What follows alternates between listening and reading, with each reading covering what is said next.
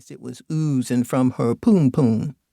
Knocked over the desk, tripped down the rickety schoolhouse steps, and just took off running down toward Harley pasture, hollering and screaming like a stuck pig. The laughter of the boys and the screams of Miss Garvey, their school teacher, chasing behind her. But Grace, she understood the power of the blood. Maw Maw Rubel saw to that, made her look straight at it for sport and for practicality's sake. Maw Maw knew, after all, that her grandbaby would have the calling. Saw it in the vision, just as plain as day one afternoon as she pulled poke salad roots from the ground deep in the woods down by the river, where she had gone to forage and be still and make offerings to the spirits of her mother and her mother before that. In the vision, there'd been Grace's hands, small, delicate, strong, gently twisting, pulling the baby's head as it emerged between its mother's legs. The movements, the way Grace's fingers fluttered about the infant's curls, had made Maw Maw's heart beat fast. She could feel her granddaughter's happy in the tingle of her own fingertips, in each of her own palms. Maw Maw had slowly fallen to her knees, sticks and pebbles digging into the thick of her skirt.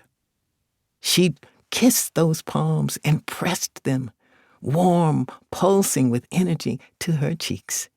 Love was there. Grace would continue in the tradition of the Adams women. Maw Maw's dead did not lie. Show her the blood, they'd whispered in the breeze, in the beams of light rushing through the leaves. Show her what she already knows. Maw Maw had pulled a hand towel from her bosom, wrapped the root leaves and berries from the small weed stalk in it, and with a heave, leaned all her weight against her walking stick as she struggled to stand.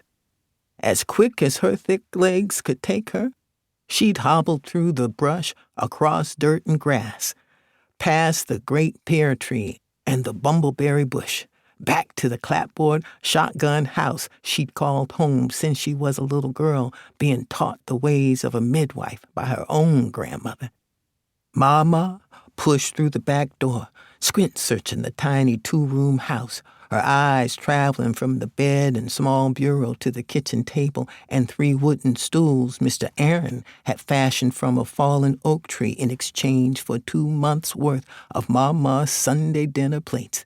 Past the fat-belly wood-burning stove and huge iron kettle standing sentry atop it, over to the corner beneath the window she'd opened to let the breeze carry in the scent of the gardenia bush planted on the side of the house. There was Grace, splayed like one of the little rag dolls her mama had sewn for her last Christmas, stitching baby clothes Maw Maw had commissioned her to make for a client due to have a baby any day now. "Come here, baby," Maw Maw had said as she placed the pregnant dish towel on the kitchen sideboard. She'd carefully unfolded it and separated the leaves from the roots, from the berries, as Grace scrambled to her feet.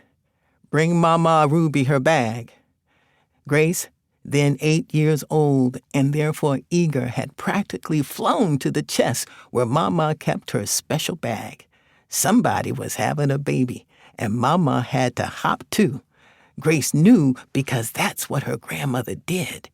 She waited on babies, and when they came, somebody would call on Maw Maw, and she would get her bag and her walking shoes and play with the baby until the mama was ready to play with the baby herself.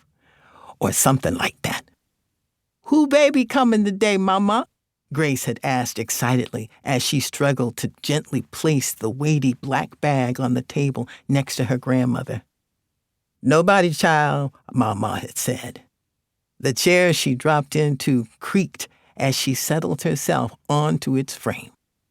She'd torn off a small piece of a newspaper she had tucked in the bag and gently placed a few berries in it before stashing it in a small pocket she'd sewn in the seam of the leather tote. She'd planned to run them by Belinda's place on the way to the ice house the coming Saturday, as the young mother-to-be was due sometime in the next couple weeks.